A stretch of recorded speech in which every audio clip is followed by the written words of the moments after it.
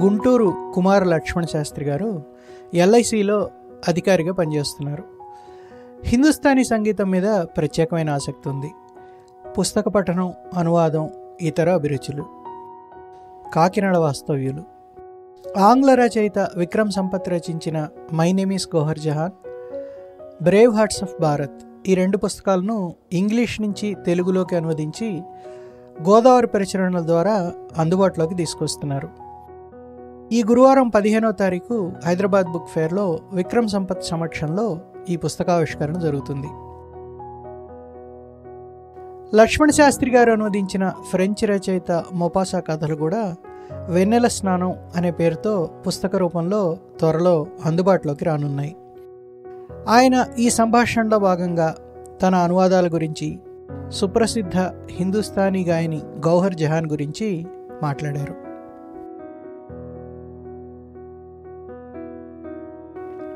లక్ష్మణ శాస్త్రి గారు నమస్తే. హర్షణీయానికి స్వాగతం అండి. నమస్తే Anil garu. Thank you for taking me into family of Harshaneeya podcast. మీ అనువాదాల గురించి మాట్లాడబోయే ముందర సాహిత్యం, సంగీతం ఈ 2 మీ జీవితంలోకి ఎలా ప్రవేశించాయో చెప్పండి. సంగీతం, సాహిత్యంలతో నా పరిచయం గురించి అడిగారు మీరు. క్లుప్తంగా చెప్తాను దాని గురించి. బాల్యంలో పడ్డటువంటి ప్రింట్స్ ఏవైతే ఉన్నాయో మన మీద అవి చాలా బలంగా ఉంటాయి, చాలా కాలం మనతో ప్రయాణిస్తాయి. మా నాన్నగారు 40 సంవత్సరాల వయసులో నేను పుట్టాను. బాగా లేట్ మ్యారేజ్, లేట్ ఇష్యూస్ అన్నమాట. సో ఏంటంటే మా ఇద్దరి మధ్య ఉండే చాలా విచిత్రమైన బంధం ఉండేది. I was authority to in Hindustani classical music and also in English literature. అది నాకు ఎంతో అదృష్టం కింద నేను భావిస్తాను. చిన్న వయసులో, ఒక 4 ఏళ్ల వయసులో చెయ్యి పట్టుకుని అలా షికారు తీసుకెళ్తూ సాయంత్రాలు ఎన్నో విషయాలు చెప్పేవారు. సంగీతం గురించి, సాహిత్యం గురించి, అసలు ఒక పాట ఎలా ఉండాలి, ఒక రాగం యొక్క పట్టుకోవడం, పకడ్ ఎలా ఉంటుంది, ఏ పాట ఏ రాగానికి సెట్ చేసి పెట్టాడు నౌషాద్ సలీల్ చౌదరి, అలాగా చక్కటి చిన్న చిన్న ఎగ్జాంపుల్స్ తోటి హమ్ చేస్తూ పరిచయం చేశారన్నమాట. ఒక 40-50 రాగాలు నేను ఐడెంటిఫై చేయగలుగుతాను అంటే కనుక ఖచ్చితంగా అది ఆయన హెల్ప్. అది అలాగే సాహిత్యంలో కూడా ఉత్తమమైన సాహిత్యం. షేక్స్పియర్ గురించి పరిచయం చేశారు, బెర్నార్డ్ షా గురించి పరిచయం చేశారు, వుడ్హౌస్ సాహిత్యం గురించి పరిచయం చేశారు.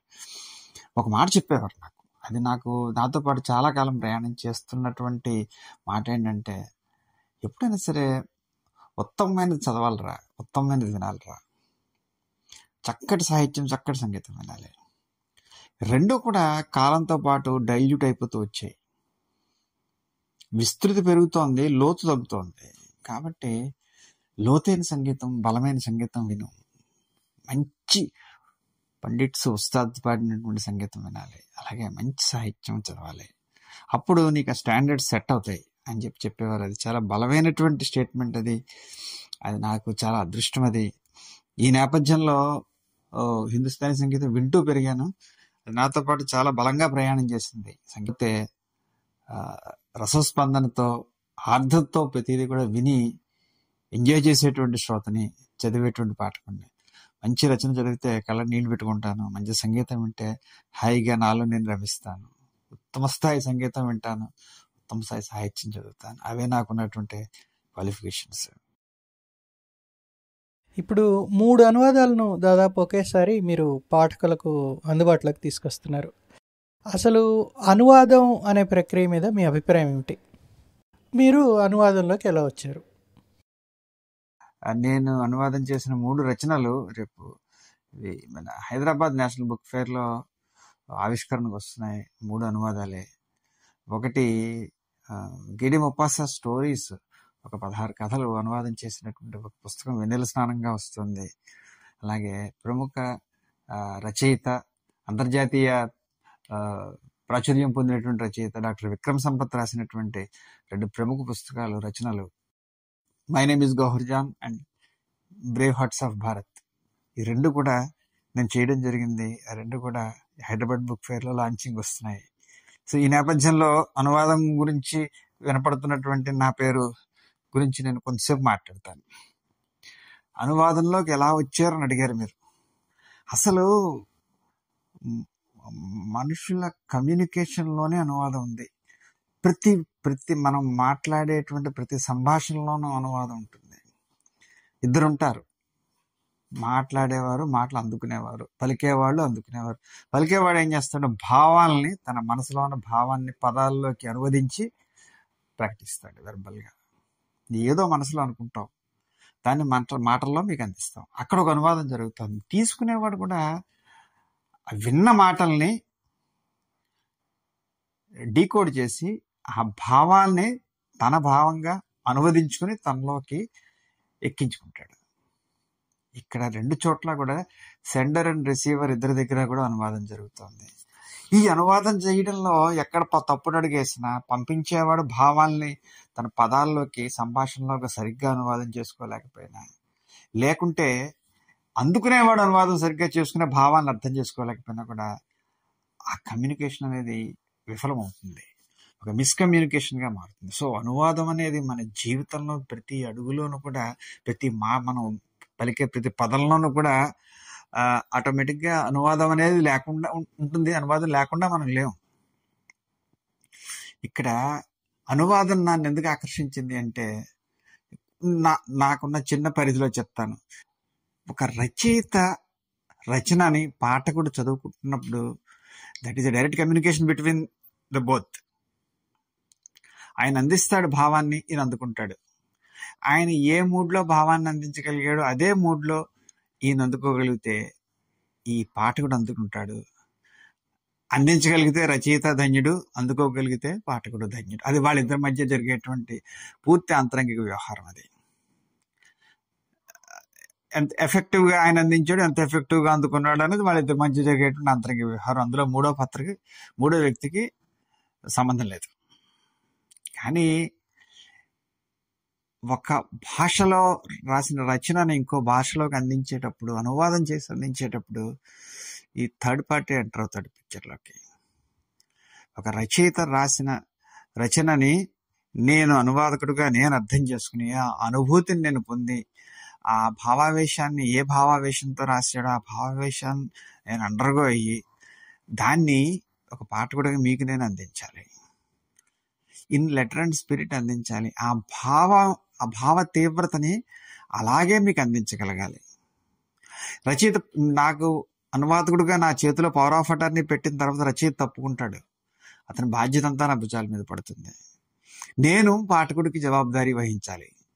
రచయిత ఏ మూడ్లో, ఏ పాయిగ్నెన్స్ తోటి రచన చేశాడో ఆ మూడ్లో, అదే గొంతులో, అదే స్వరంలో నేను పాఠకుడికి అందించాల్సిన పరిస్థితి వస్తుంది. ఇది కత్తి మీద సొంతంగా నాకు నచ్చింది నేను రాసుకోవడం అనేది కొంత రకంగా సులువైన పని. కానీ అనువాదం అనేది ఎలాంటిదంటే, నేను రచయిత గొంతుని నేను వినిపించాలి. నా గొంతు ద్వారా, నా గొంతు వినపడకూడదు. ఈ రోజు చూస్తుంటే, పేర్లు అవి చెప్పడం నాకు ఇష్టం లేదు, కానీ చాలామంది అనువాదకులు చేసినటువంటి అనువాదాలు చూస్తుంటే అసలు రచయిత కన్నా ఈ అనువాదకురాలి గొంతుకు వినపడుతూ ఉంటుంది బలంగా. అంటే ఒక పేరా చదివితే ఇది ఎవరు అనువాదం చేశారో అన్నది మనం చెప్పచ్చు. ఎవరు రాశారో చెప్పలేకపోవచ్చు, కానీ ఎవరు అనువాదం చేశారో సులువుగా చెప్పచ్చు. రెగ్యులర్గా ఈ రచనా వ్యాసంగంలో ఫాలో అవుతున్న వాళ్ళని, అది అంత అవిలషణీయం కాదని నేను అనుకుంటాను.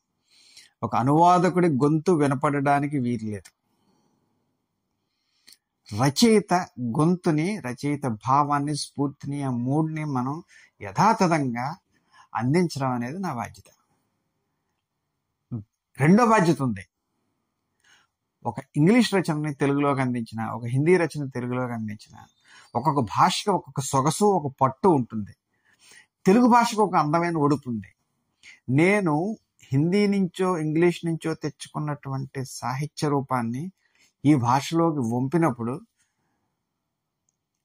ఆ తెలుగుతనం అద్దె అందించాలి. దానికి తెలుగుకున్నటువంటి అందాన్ని అద్దె అందించాలి. నా గొంతుని అద్దకూడదు. మూల రచయిత యొక్క ఒడుపుని పట్టుని తెలుగులోకి అందించాలి. దానికి తెలుగుతనం అద్దె అందించాలి తప్పితే నేను కనపడకూడదు, నా గొంతు వినపడకూడదు. ఇది అనువాదానికి ఉన్నటువంటి ప్రధానమైన లక్షణంగా భావించాను నేను. అది ఎంతో ఛాలెంజింగ్గా అనిపించినటువంటి ఒక రోల్ అనమాట. సో అనువాదం చేస్తున్నప్పుడు నేను మూడు పాత్రలు వహిస్తాను నేను. ఏదో సినిమాలో హీరోలు చూసారా 2-3 పాత్రలు వహించి ఒకేసారి మాట్లాడుతూ ఉంటారు. అలాగా నేను మూల రచయితని. నేను గైడీ మొపాసా స్టోరీస్ చేస్తున్నాడు. గైడీ మొపాసా ఎలా చదివాడు కథని, ఎలా రాశాడు కథని అన్నది ముందు అనుభవిస్తాను. ఆ మూడ్ని పట్టుకుంటాను. ఆ మూడ్లో నేను ఆ కథని తెలుగులో అందించాలి. అట్ ద సేమ్ టైం నా శైలి అందులో కనపడకూడదు. మొపాసా శైలిని తెలుగులో అందించాలి. మొపాసా తెలుగులో రాసినట్టుగా నేను అందించగలిగిన రోజున నేను విజయం సాధించిన వాడిగా నేను భావిస్తాను. కాబట్టి రాసిన ప్రతి వాక్యాన్ని, ప్రతి పేరాన్ని కూడా నేను మరొక్కసారి వెనక్కి వెళ్ళి పాఠకుల్లో చదువుకుంటాను. రాసినప్పుడు మొపాసాలో రాస్తాను, అది మళ్ళీ ఒక్కసారి ఫుల్ స్టాప్ పెట్టి నెక్స్ట్ పేరాకి వెళ్ళే ముందు పాఠకుల్లో చదువుతాను. కథ అంతా అయిపోయిన తర్వాత మళ్ళీ పాఠకుల్లో చదువుతాను. ఇది తెలుగు కథలా ఉందా, డబ్బింగ్ కథలా ఉందా, అనువాదంలా కనిపిస్తుందా అన్నది నన్ను నేను ప్రతిసారి తూకం వేసుకుని ఒక పాఠకుడిగా నేను అది అందుకోగలిగానా లేదా, మూడ్ని క్యాప్చర్ చేసుకున్న రచన చదువుతున్నానా లేదా, అది నన్ను రీచ్ అయిందా లేదా అన్నది చదువుకుని వెళ్తాను. ఇది ఒక విచిత్రమైనటువంటి పరకాయ ప్రవేశం చేసేటువంటి ఒక ప్రక్రియ అన్నమాట. అందులో నాకు చాలా ఆనందంగా ఉంది, చాలా ఆసక్తిగా నేను చేస్తున్నటువంటి వ్యాసంగం. కాబట్టి అనువాదం అనే దాన్ని చిన్నచూపు చూసేటువంటి పరిస్థితి కాదు, పూర్తి స్థాయిలో గౌరవించవలసిన ప్రక్రియ. ఇంకో విషయం కూడా చెప్తాను మీకు. అనువాద రచనలు సాహిత్యంలో శాశ్వత స్థానం పొందేటువంటి అర్హత వాటికి లేదు, చాలా వరకు లేదు. కాకపోతే ప్రపంచపు కిటికీలు తీర్చి మనకి విశ్వ సాహిత్యంలో ఉంది, ఇతర భాషా సాహిత్యం మనకి గవాక్షాలు తెరిచి మనకి ఆ వెలుగురేఖలు పడి మన పరిధిని, విస్తృతిని పెంచే విధంగా మనకి అనువాద సాహిత్యాలు ఉపయోగపడతాయి. శాశ్వతత్వం పొందుతాయా అంటే నేను చెప్పలేను, కానీ వాంగ్మయానికి, సాహిత్యానికి చాలా అవసరమైనటువంటి ప్రక్రియ అనువాదం అని నేను బలంగా చెప్తాను. ఇప్పుడు ఈ పుస్తకాలను మీరు అనువాదం చేయడంలో మీరు చేసిన ప్రయాణం గురించి చెప్పండి. నాకు బాగా జ్ఞాపకం వరకు నేను ఆంధ్ర యూనివర్సిటీలో చదువుతున్న టైంలో ఆదివారం హిందీలో వచ్చేటువంటి చిన్న చిన్న కథానికల్ని వాటిని కొంచెం పెంచి సోల్ మిస్ అవ్వకుండా తెలుగులోకి రాసుకోవడం అనేది ఒక ఎక్సర్సైజ్ కింద చేసుకునేవాడు నా కోసం. అది ఈరోజు ప్రచురణకు వెళ్ళాలని నేను కోరుకోలేదు. అలాగా కమలాదాస్ రాసినటువంటి ఒక కథని నేను ఆఖరి శ్వాస అని చెప్పి రాసుకున్నాను, తెలుగులో డెవలప్ చేసి. అది చాలా నాకు నచ్చినటువంటి కథ, మంచి అందరూ మెచ్చిన. అది అలాగా కొంతవరకు ట్యాగ్ ఉంది, కొంతవరకు ట్రాన్స్లేట్ చేసి పెట్టుకున్నాను. ఎక్కడ డైరీలో రాసి పెట్టుకోవడమే తప్ప దాన్ని ఎవరికి చదివి వినిపించాలని కోరుకున్నది కాదు. అలాగే నేను చేసినటువంటిది నాకు బాగా అనుభూతి మిగిల్చినటువంటి రచన విలియం డాల్రింపుల్ చేసిన 9 లైఫ్స్. 9 కథలు, 9 జీవితాలు, 9 ఆత్మలు. అవి బహుశా గత 2-3 దశాబ్దాల్లో ఇండియన్ ఇంగ్లీష్ లిటరేచర్లో వచ్చినటువంటి అద్భుతమైన వర్క్స్లో 9 లైఫ్స్ ఒకటి.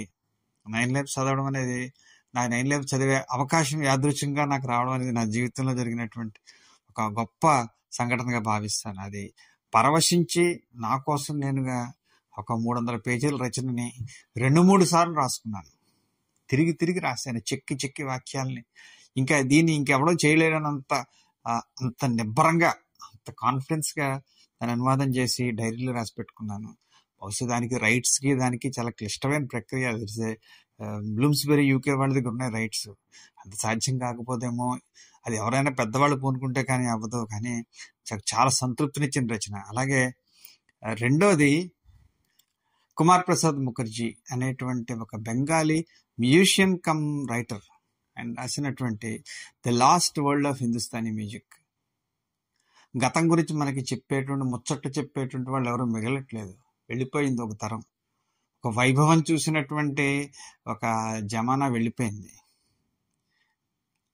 గత శతాబ్దపు 1850, 1950, 1970 వరకు ఆ శతాబ్దం మధ్యలో ఉన్నటువంటి అద్భుతమైనటువంటి సంగీత కళాకారులు, గాయకులు, వాళ్ళ కబుర్లు, వాళ్ళ విశేషాలు, వాళ్ళ గాయనంలో ఉన్నటువంటి సంక్లిష్టమైనటువంటి ప్రయోగాలు వీటన్నిటి గురించి అద్భుతంగా వాళ్ళందరితోటి కూడా ఉస్తాద్ ఫయాజ్ ఖాన్ సాబ్, ఉస్తాద్ కరీం ఖాన్ సాబ్, వాళ్ళ అలాద్దీన్ సాబ్, వీళ్ళందరితోటి కూడా భుజాలు రాసుకుంటూ తిరిగినటువంటి వ్యక్తిగా ఫస్ట్ హ్యాండ్ ఇన్ఫర్మేషన్ తోటి ఆయన అద్భుతమైనటువంటి రచన చేసి బెంగాలీ సాహిత్యంలో ఇచ్చాడు. దానికి ఇంగ్లీష్ అనువాదం వచ్చింది, దాదాపు అన్ని భాషల్లోకి వచ్చింది.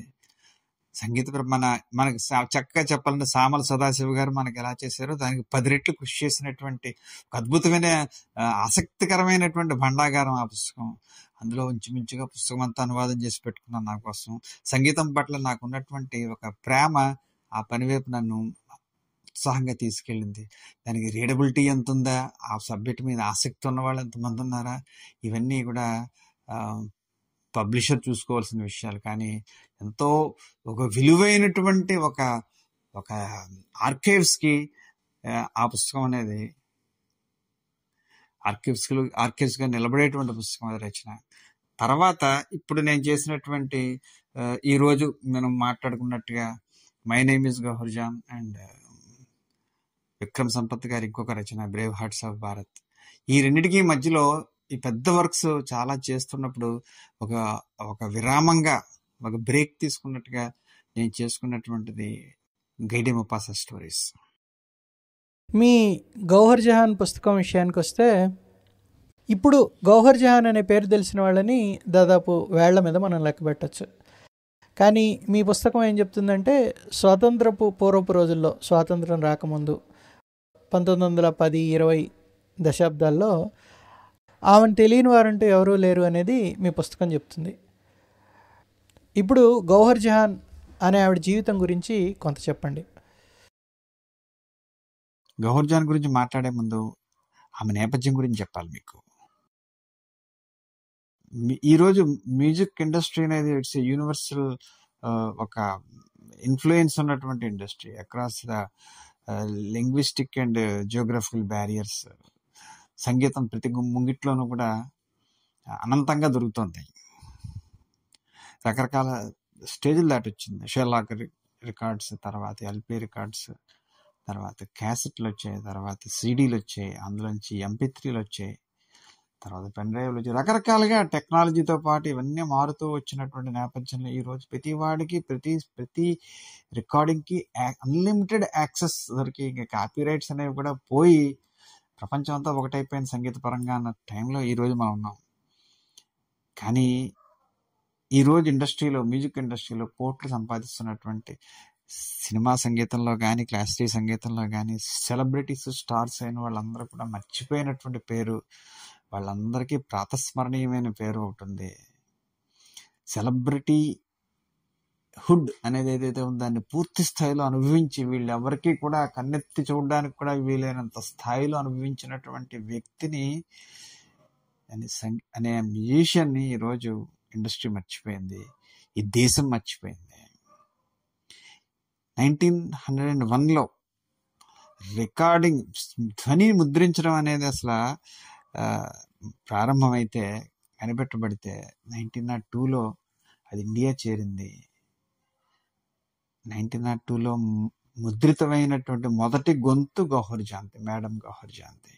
So first voice ever recorded officially is of Gauhar Jaan. తన బతికింది 50 సంవత్సరాలు. అందులో 28వ ఏట మొదటి రికార్డ్ చేసింది. 29వ ఏట ఇంచుమించుగా 600 రికార్డుల పైన ఆమె కట్ చేసింది.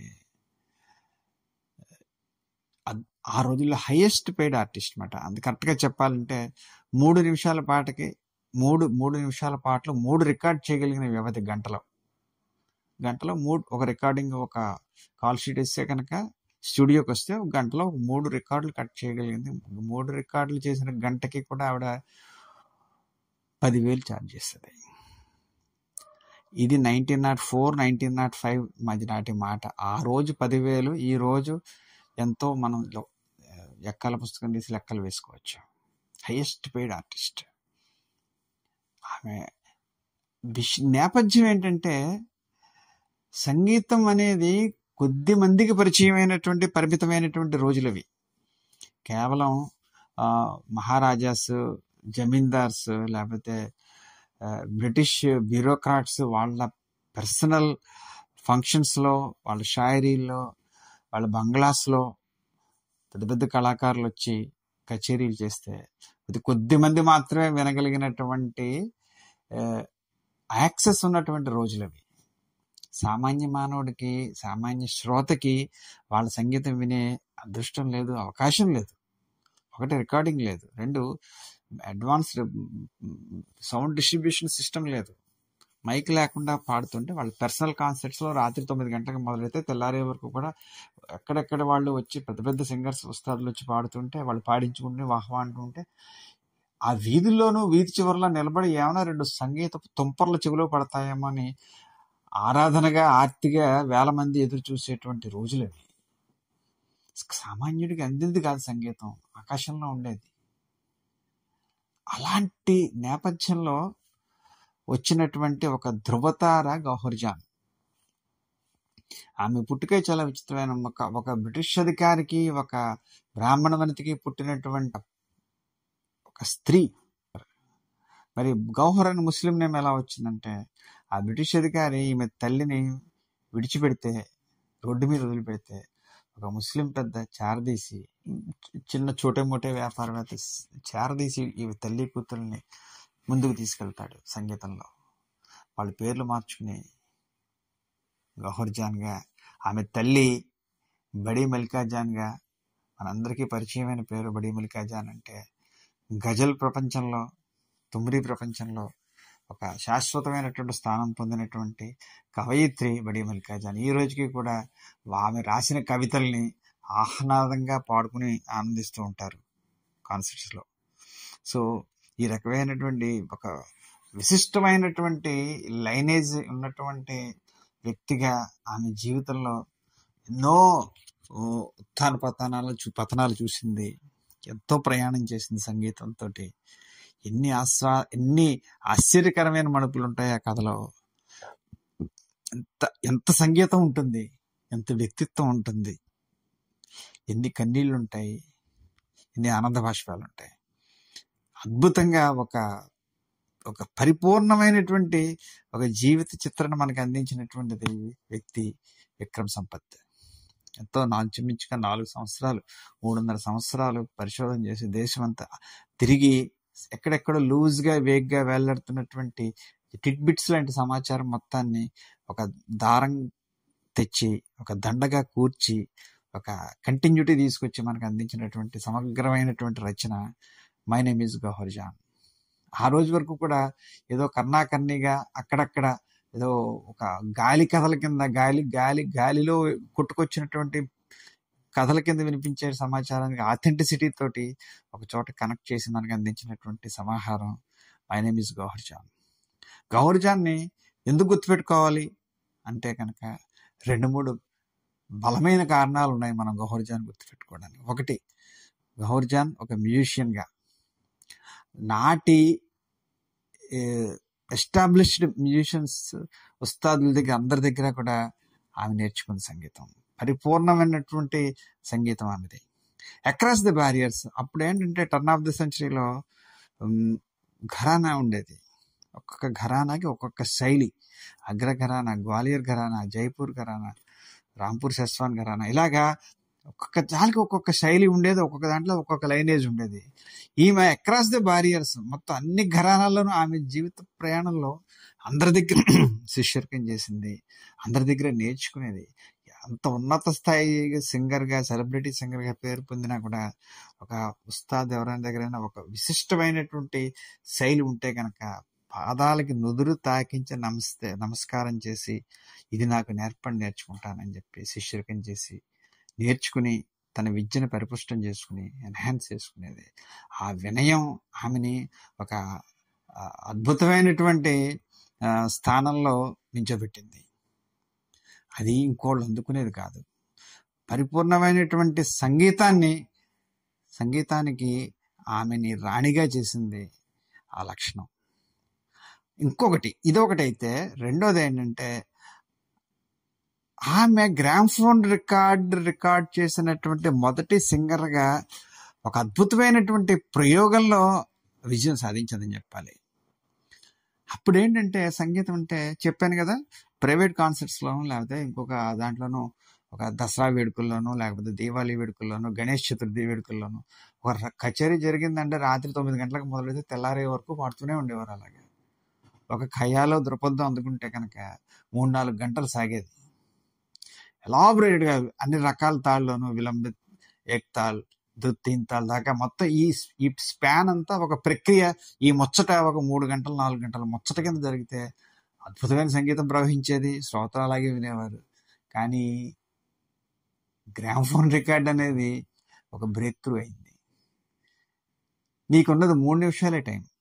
ఈ 3 నిమిషాల్లో నీ విద్య ప్రదర్శించాలి. ఒక మాల్కౌన్స్ రాగం ఆలపించాలంటే నీకు ఇచ్చిన 3 నిమిషాల్లో మాల్కౌన్స్లో ఒక ఖయాల్ మొత్తాన్ని నువ్వు ఇమర్చాలి. నువ్వు 3 గంటలు కచేరీలు చేసేటువంటి దాన్ని 3 నిమిషాల్లో అందించాలి. అది ఎలా సాధ్యం? నువ్వు చేయగలవా అంటే నేను చేస్తాను. రిహార్సల్ లేదు, దాని మీద ఆమెకి ఏ విధమైనటువంటి టైం లేదు. డైరెక్ట్గా రికార్డింగ్ వచ్చింది, మొట్టమొదటి రికార్డింగ్కి. ఇది చేయగలవా అంటే ఇది చేయగలనని చెప్పింది, విచిత్రంగా చేసి చూపించింది. ఆ 3 నిమిషాల రికార్డింగ్లో 3 గంటలు చేసినటువంటి ఇచ్చేటువంటి ప్రదర్శనలో ఉన్నటువంటి హంగులు, అందాలు, సొగసులు అన్నీ కూడా ఇమిడ్చి ఏదీ మిస్ అవ్వకుండా, ఏదీ వదలకుండా, ఎత్తుకునే దగ్గర నుంచి ఆలాపు ఎత్తుకునే దగ్గర నుంచి ముగించే వరకు కూడా 3 నిమిషాల్లో ముగించి ఒక క్యాప్సూల్లో బంధించి ఇచ్చింది. స్పెల్ బౌండ్ అనమాట. ఇది ఎలా సాధ్యం? ఈ పట్టు నీకు ఎక్కడ చిక్కింది గౌహర్ అంటే సమాధానం లేదు. ఆ 3 నిమిషాల పరిధిలో అందించడం అనేటువంటి ఒక మ్యాజికల్ ఆర్ట్ని ఆమె సొంతం చేసుకుంది, అర్థం చేసుకుంది. ఇంటింటికి వచ్చింది సంగీతం. సంగీతం ఆ గోడలు బద్దలు కట్టుకుని సామాన్యుని చేరింది. సంగీతం ప్రతి గడపలోనూ గౌహర్ జాన్ సంగీతం వచ్చింది. గౌహర్ జాన్ పుణ్యమా అని చెప్పి తర్వాత ఇతర ఉస్తాదుల సంగీతం కూడా మన గడపలోకి వచ్చి ఫయాజ్ ఖాన్, మన గడపలోకి వచ్చి అలావుద్దీన్ ఖాన్ పాడడం మొదలెట్టారు. మన గడపలోకి సిద్ధేశ్వరిదేవి వచ్చి పాడడం మొదలెట్టింది, బెడిగులాం అలీ ఖాన్ వచ్చి పాడడం మొదలెట్టాడు. ఎన్ని గ్రామ్ఫోన్ రికార్డులు అమ్మితే అన్ని గ్రామ్ఫోన్ ప్లేయర్లు అమ్మాయి గౌహర్ జాన్ పుణ్యమా అని. కేవలం గౌహర్ జాన్ పాట వినడం కోసం గ్రామ్ఫోన్ రికార్డ్ ప్లేయర్లు కొనుక్కునేవారు. 1500 రూపాయలు పెట్టింటే ఆ రోజుల్లో చాలా పెద్ద మొత్తం, అది చాలా ఖరీదైన వస్తువు, లగ్జరీ. ప్రతి ఇంట్లోనూ వెలిసింది, ప్రతి ఆలయంలోనూ వెలిసింది, ప్రతి పబ్లిక్ ప్లేస్లోనూ కూడా రికార్డులు వేసి వినిపించేవారు.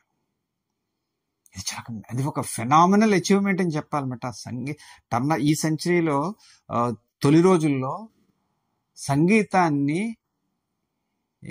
హద్దులు చెరిపేసి సామాన్యుడికి అందించినటువంటి ఒక ద్రష్ట గౌహర్ జాన్ అని చెప్పాలి. ఈరోజు మ్యూజిక్ ఇండస్ట్రీలో కోట్లు సంపాదిస్తున్న వాళ్ళు, ఈరోజు మ్యూజిక్ ఇండస్ట్రీని ఏలుతున్న వాళ్ళందరూ కూడా వాళ్ళ ఇంట్లో గౌహర్ జాన్ ఫోటో పెట్టుకుని దండేసుకోవాల్సిన పరిస్థితి ఉంది. కానీ ఇండస్ట్రీ మర్చిపోయింది, కావాలని మర్చిపోయింది. ఏదైనా విషయాన్ని మనం ముఖేష్ పాటలో చెప్పినట్టుగా జిన్హే హమ్ భూల్నా చాహే ఓ అక్సర్ యాదే ఆతే హే అని చెప్పే పాట ఉంటుంది. అది చాలా ఇష్టమైన పాట. అలాగా మనం ఏదైనా మర్చిపోవడం మన చేతిలో లేదు, భగవంతుడు మనకి ఇవ్వలేదు. ఇది మర్చిపోవాలని మనం బెసాలు అనుకుంటే మరింతగా జ్ఞాపకం వస్తూ ఉంటుంది ఆ విషయం. కానీ పని కట్టుకుని గౌహర్ జాన్ని మర్చిపోయింది ప్రపంచం.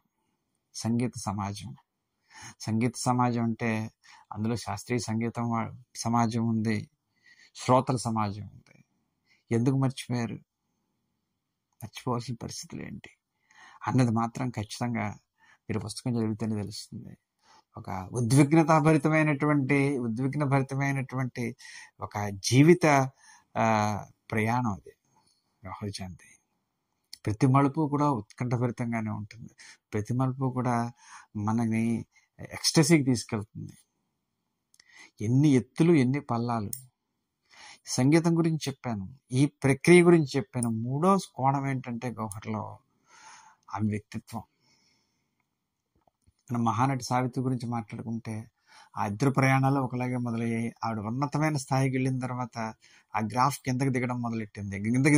తర్వాత ఇంక మరి లేవలేదు, ఇంకా గ్రాఫ్ అలా కిందకే వెళ్ళిపోయింది. అలాంటి పీక్ పాయింట్స్ గౌహర్ జీవితంలో కొన్ని 10-15 పీక్ పాయింట్స్ ఉన్నాయి. ఉన్నతమైనటువంటి స్థాయికి వెళ్ళేది, అక్కడి నుంచి అలా స్లిప్ అవుతూ కిందకు వచ్చేది, మళ్ళీ పైకి వెళ్ళి she use to regain that slot again. ఆ జెనిత్ పాయింట్కి మళ్ళీ వెళ్ళగలిగేది, మళ్ళీ వాలంటరీగా అక్కడి నుంచి అలా జారిపోతూ కిందకు వచ్చేది. ఏ విధమైన రిగ్రెట్ ఉండేది కాదు. మొత్తం కోల్పోయి మళ్ళీ మొత్తం సంపాదించుకుని మొత్తం మళ్ళీ కోల్పోయి ఏం జీవితం అండి ఇది?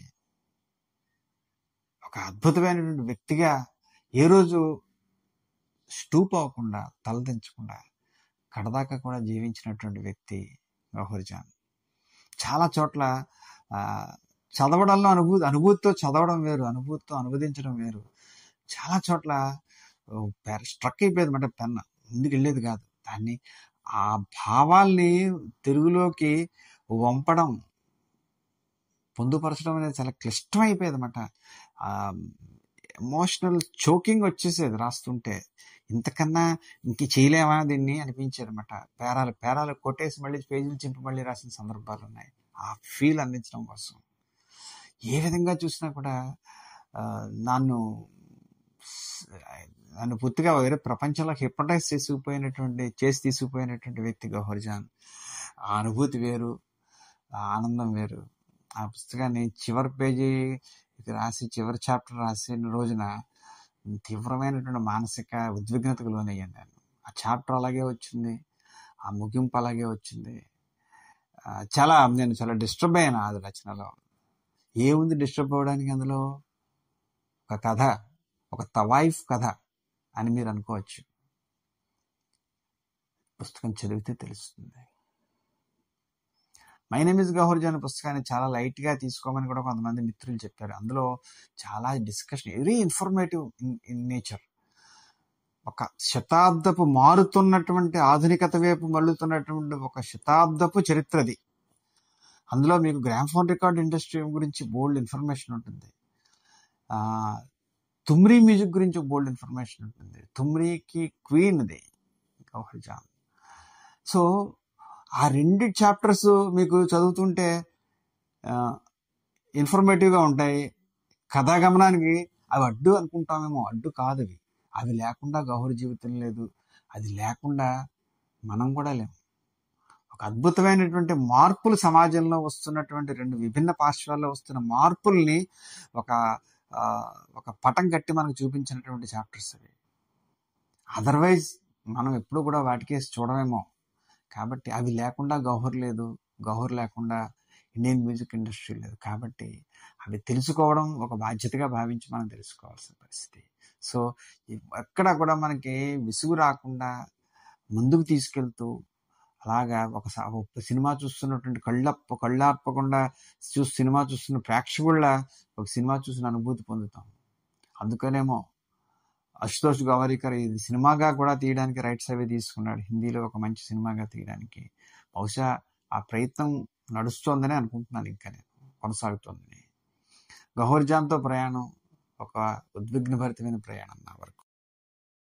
ఇప్పుడు గౌహర్ జహాన్ కాకుండా మిగతా మీరు తీసుకొస్తున్న ఆ రెండు అనువాదాలని గురించి కూడా కొంచెం చెప్పండి. బ్రేవ్ హార్ట్స్ ఆఫ్ భారత్ ఒకటి, మోపాసా కథలు ఒకటి. Brave hearts of Bharat Vikram Sampath రాసినటువంటి మరో అద్భుతమైనటువంటి రచన అండి. అందులో ఒక వాక్యం ఉంటుంది ముందు మాటలో. ఒక ఆఫ్రికన్ రచయిత చెప్పినట్లుగా, సింహాలు తమ చరిత్ర రాయించుకోనంత కాలం వేటగాడి చరిత్రగా నిలబడుతుంది అంటాడు. సింహం గొప్పదా వేటగాడు గొప్పవాడా అంటే సింహం ఖచ్చితంగా గొప్పది. కానీ విజేత ఎప్పుడు వేటగాడే. సింహాన్ని చంపే ఇంటికి వెళ్తాడు. సింహం యొక్క పరాక్రమం, పౌరుషం, అడవికి రాజుగా సింహం చేసినటువంటి విజయాలు, ఇవన్నీ కూడా ఆ క్షణాన్ని ఓడిపోతాయి. సింహం నేల కొరిగిపోతుంది. వేటగాడి విజయ గర్వంతో దాన్ని ఈడ్చుకుంటూ ఇంటికి వెళ్తాడు. మనం చదివిన చరిత్ర అంతా వేటగాడి చరిత్రే. పోరాడి అలిసిపోయి లొంగిపోయినటువంటి సింహాల చరిత్ర మనం చదవలేదు, మనకి చరిత్ర నేర్పలేదు. ఫైనల్ రిజల్ట్ ఓటమి కావచ్చు, కానీ సింహం ప్రయాణం కూడా అద్భుతమైన ప్రయాణమే. సింహం పౌరుషం కూడా అద్భుతమైన పౌరుషమే. అలాగా మన చరిత్రలో చోటు చేసుకోలేకపోయినటువంటి, అమేయమైనటువంటి పరాక్రమం చూపించిన, అమేయమైనటువంటి రిఫార్మ్స్ తీసుకొచ్చిన, అమేయమైనటువంటి సంస్కరణలు తీసుకొచ్చిన, అమేయమైనటువంటి సంఘసేవ చేసినటువంటి అద్భుతమైనటువంటి అజ్ఞాత వీరులు, అజ్ఞాత యోధులు, అజ్ఞాత నాయకులు 15 మంది చరిత్రల్ని ఆయన సంపుటీకరణం చేసి మనకు అందించాడు. మన చరిత్ర పేజీల్లో మనం 10th వరకునో ఇంటర్మీడియట్ వరకు చదువుకున్న చరిత్రలో వీళ్ళ గురించి బాగా చదివితే ఓ పేరా చదివేమో, లేకపోతే ఒక వాక్యం చదివేమో. ఏ రోజు పరీక్షల్లో వీళ్ళ గురించి ప్రశ్నలు మనం జవాబు. నేను హిస్టరీ చాలా బాగా చదివాను. నేను తాడికొండ స్కూల్లో చదివాను, రెసిడెన్షియల్ స్కూల్లో. కాబట్టి చాలా పిచ్చి ప్రేమతో చరిత్ర చదివిన వాడిగా చెప్తున్నాను సాధికారతతోటి. వీళ్ళ గురించి నేను ఏ రోజు పబ్లిక్ పరీక్షలో క్వశ్చన్ ఆన్సర్ చేయాల్సిన పరిస్థితి రాలేదు. ఏ క్వశ్చన్ పేపర్లోని వీళ్ళ గురించి ప్రశ్నలు లేవు. ఏ టెక్స్ట్ బుక్లో వీటి గురించి మనకు చెప్పలేదు. ఎందుకు పక్కన పెట్టింది మరి అలాగా? కేవలం ఢిల్లీ సెంట్రిక్ హిస్టరీ మనం చదువుకున్నాం. వాళ్ళు ఓడినా గెలిచినా వాళ్ళ చరిత్రలే చదివాము. అదే క్రోనలాజికల్ ఆర్డర్లో వాళ్ళ లైనేజెస్ గురించి చదివాము. కానీ సమాంతరంగా అక్కడ మహమ్మద్ బిన్ తుగ్లక్ పరిపాలించినప్పుడు, లేకపోతే కనుక లోడీస్ పరిపాలించినప్పుడు, లేకపోతే షాజహాన్ టైంలోనూ అస్సాంలో ఏం జరిగింది, కశ్మీర్లో ఏం జరిగింది, గజనీ వచ్చినప్పుడు గుజరాత్లో ఏం జరిగింది, గజనీ దండయాత్ర జరిగినప్పుడు కనౌజ్లో ఏం జరిగింది, ఇక్కడ రాజకీయ నేపథ్యం ఏంటి, ఇక్కడ జరిగిన ఘర్షణలు ఏంటి, మన రాజ్యం turn off the century, turn off the millennium టైంలో మనం ఎక్కడున్నాం, ఎక్కడి దాకా వ్యాపించింది, మన వాళ్ళు చేసిన త్యాగాలేంటి, మన వాళ్ళు సాధించిన విజయాలేంటి. ఈ చరిత్ర డిఫరెంట్ పాకెట్స్లో సైలెంట్గా స్తబ్దుగా ఏదో కొన్ని ఫోక్లోర్ కథల్లో మిగిలిపోయింది తప్పితే చరిత్ర పుటల్లోకి ఎక్కలేదు. మనకి ఎవరు చెప్పలేదు, మనకి తెలుసుకునే అవకాశం రాలేదు. మనకి అవకాశం కల్పించింది శ్రీ డాక్టర్ విక్రమ్ సంపత్. నోరు వెళ్ళబెట్టి చదువుతూ ఉండిపోతాం. ఇంత జరిగిందా అనుకుంటాం. ఇలాంటి వాళ్ళు మనకు ఎందుకు తెలియలేదు అబ్బా ఇన్నాళ్ళు అనుకుంటాం. వాహ్ క్యా బాత్ హై అనుకుంటాం ఒకసారి. చాలు, అదే మనం ఇచ్చే నివాళి ఆ మహా ద్రష్టలకి, ఆ వీరాది వీరులకి, పరాక్రమవంతులకి, జీవితాన్ని అంకితం చేసినటువంటి వాళ్ళకి మనం ఇవ్వగలిగిన నివాళి అంటూ ఏదైనా ఉందంటే వాళ్ళ గురించి తెలుసుకుని ఉండడమే, వాళ్ళ పేరు విని ఉండడమే, వాళ్ళ కథ ఒక్కసారి చదివి ఉండడమే. మనమేమి ఎక్కడ ఫోటోలు పెట్టి సన్మానాలు చేయక్కర్లేదు, సాహిత్య కార్యక్రమాలు పెట్టి వాళ్ళకి నివాళి పెంచాల్సిన అవసరం లేదు. మనకు తెలియకుండా పోవడం, మనకు తెలియకుండా వాళ్ళ గురించి తెలుసుకోకుండా మన జీవితాలు మూసిపోవడం అనేది చాలా దురదృష్టకరం అని చెప్పి నేను చాలా బలంగా నమ్ముతాను. అనిల్ గారు, ఒక్కసారి తలుచుకోండి వాళ్ళని. ఇంత చరిత్ర ఉందా మనకి? ఇంత సంక్లిష్టమైనటువంటి పరిస్థితుల్లో వాళ్ళు పరిపాలించారా? ఇంత విస్తృతమైనటువంటి భౌగోళిక ప్రాంతాన్ని. ఇదే మన చరిత్ర, ఇదే మన చరిత్ర, ఇది మన చరిత్ర కాదా అనిపిస్తుంది చదువుతుంటే. 700 నుంచి 700 AD నుంచి 1857 వరకు ఉన్నటువంటి ఆ టైం ఫ్రేమ్లో మనం ఒక్కసారి దాన్ని రోలర్ కోస్టర్ రైడ్ కింద మనం తీసుకెళ్లి దేశం అంతా తిప్పుతాడు. మణిపూర్, అస్సాం, కశ్మీర్, రాజస్థాన్, గుజరాత్, అవధ్, అటు మహారాష్ట్ర అహ్మద్నగర్, ఇటు గోవా, మంగళూరు, తమిళనాడు, ఆంధ్ర. ఎంత చరిత్ర! మనం తప్పించుకు తిరుగుతున్న చరిత్ర, లేదా చరిత్రను తప్పించు తిరుగుతున్న మనం. ఈ రెండూ కరెక్టేనేమో, లేదా రెండిట్లో ఏదో ఒకటి ఖచ్చితంగా కరెక్ట్. ఆ గిల్ట్ నుంచి మనం బయటకు తీసుకొచ్చి హుందాగా ఆ పుస్తకం ముగిసిన తర్వాత ఒక పెద్ద రిలీఫ్ ఫీల్ అవుతాం మనం చదవడం ముగిసిన తర్వాత. ఒకసారి మనకి తెలియని మనుషులు మనకి ఏదో రైల్లో ప్రయాణం చేస్తూ దిగిపోయిన వాళ్ళ పరిచయం అవుతారు. ఆ పాత్రలు 15 పాత్రలు చాలు.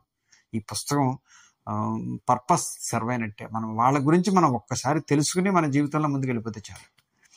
ఇది కూడా మన తర్వాత తరాలకు మనం బలంగా అందించవలసినటువంటి పాత్రలు అవి. అవన్నీ మనం కోల్పోవద్దు దయచేసి. వాళ్ళ గురించి తెలుసుకున్నాం.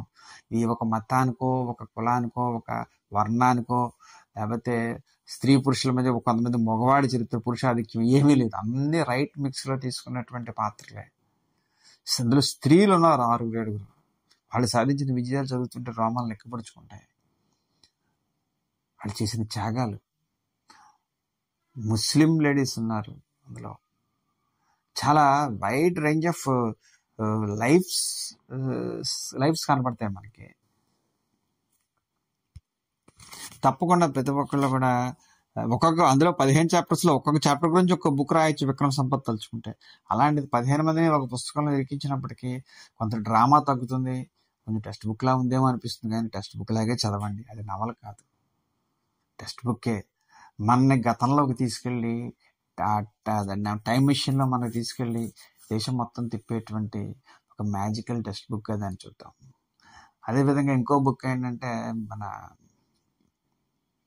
మీరు అడిగారు కాబట్టి అది కూడా చెప్పి ముగించేస్తాను, నా టైం కాలాతీతం అవుతుంది.